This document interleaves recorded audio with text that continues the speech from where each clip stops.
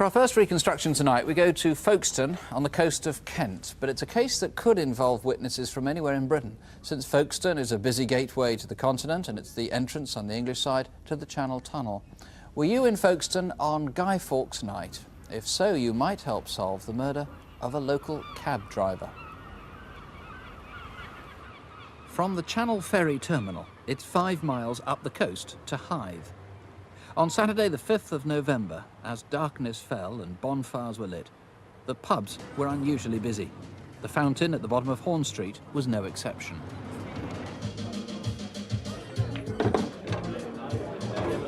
Mary Reed had been trying to help customers get home.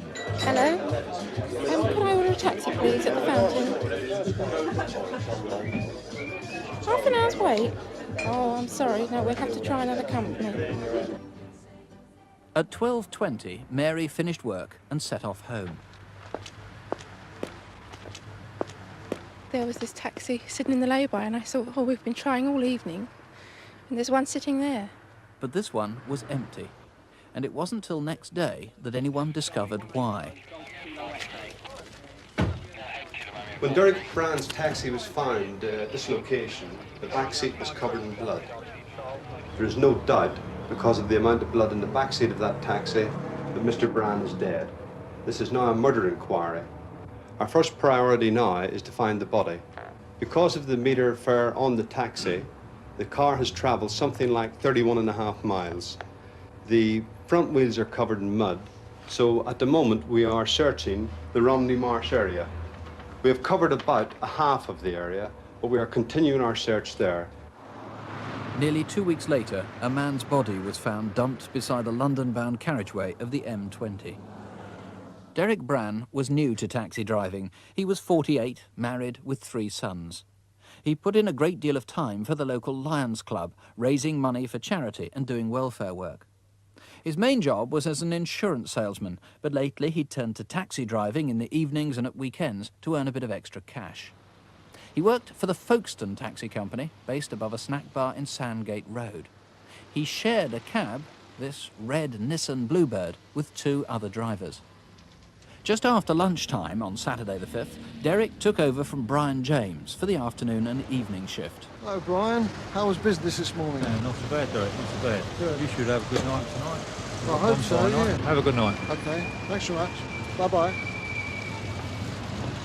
Well, it's a very pleasant chat, really.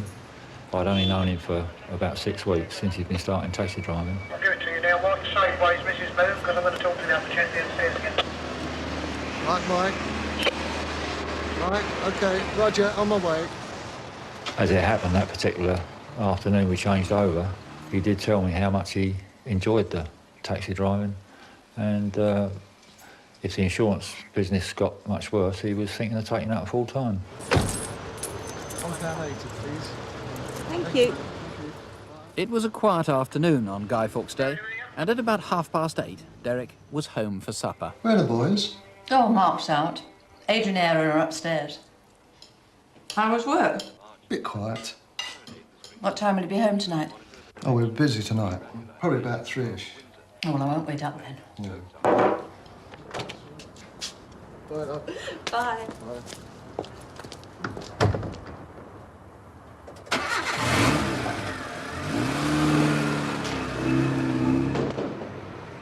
Folkestone Harbour.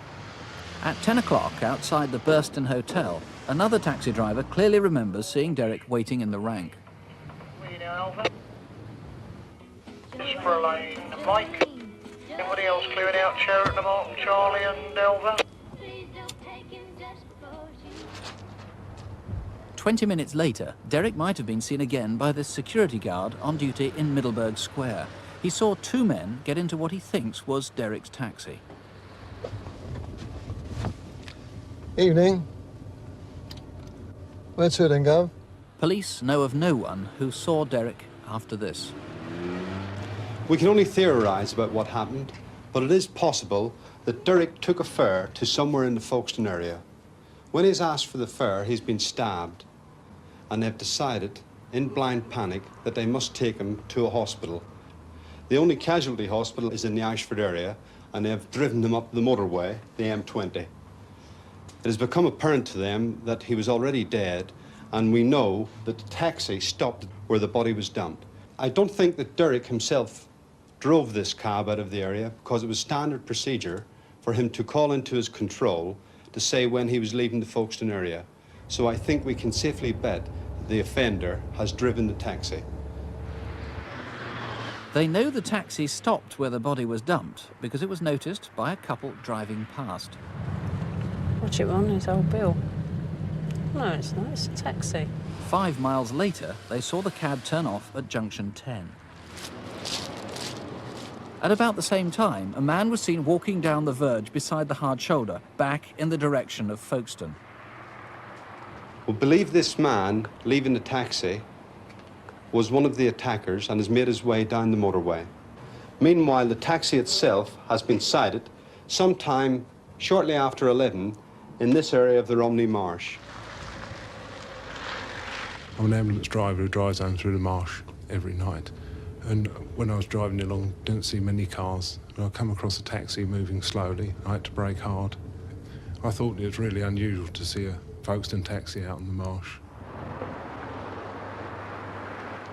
The taxi headed back to Folkestone, and at about 11:15, a cab was seen at the bottom of Horn Street.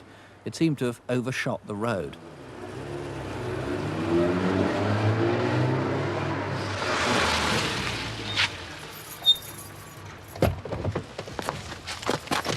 Christopher Lane, one at the JIB for Mr. Perrott. A couple of minutes, Eggy. Hello. 2. Joe Finney, Derek Brann had been stabbed 34 times, I gather. That's correct. There can be absolutely no doubt that his assailant was covered in blood. And we would like to appeal to anyone who has had a relative, a friend, anyone they know on bonfire night come home with blood on their clothing. With perhaps an excuse that they were helping someone else who got injured on Guy Fawkes Night by a bonfire or firework or something like that. But I gather the assailant also cut themselves. The forensic scientists have told us that there are 2 types of blood in that taxi. So undoubtedly this person has cut himself. OK, now the man we saw walking back towards Folkestone on the verge of the M20, you feel pretty confident that he was involved in this crime? Logic would dictate that he was involved in this offence. It is possible that he wished to disassociate himself, that he went along maybe for the theft, maybe in order to run away from the taxi without paying the fare. And when they had eventually to dump the body, he's decided he doesn't want to have anything more to do with it, and he's walked off rather than stay in the taxi. OK, well, if that guy wants to ring in, he might do himself a favour if he wants to dissociate himself from the murder. Since we filmed the reconstruction, I gather you've got evidence there was a white van seen behind the cab, parked on the hard shoulder of the M20. That's correct. A white van was parked very close behind it, a matter of feet. Where the taxi had its indicator lights all flashing, all 4, and this van was directly behind it. Now, it could have been involved in a sort of conspiracy to get rid of the body. It could have just been a passerby who stopped seeing what he thought was a car in trouble with its warning hazard lights on, presumably. So again, he wants to come forward, Obviously, please. we would like him to come forward, About please. 11 o'clock, November the 5th, 10, 11 o'clock sometime in the evening. About 10:30. Now, when we saw the car go past Horn Street, the cab, and Horn Street, I should say, is the street where the Fountain Pub is, it seemed to overshoot it and then move back again. Somebody who saw that got a very good look at the driver, and you've got an artist's impression. That is correct. In fact, it was a witness who saw the taxi entering the area as he left it.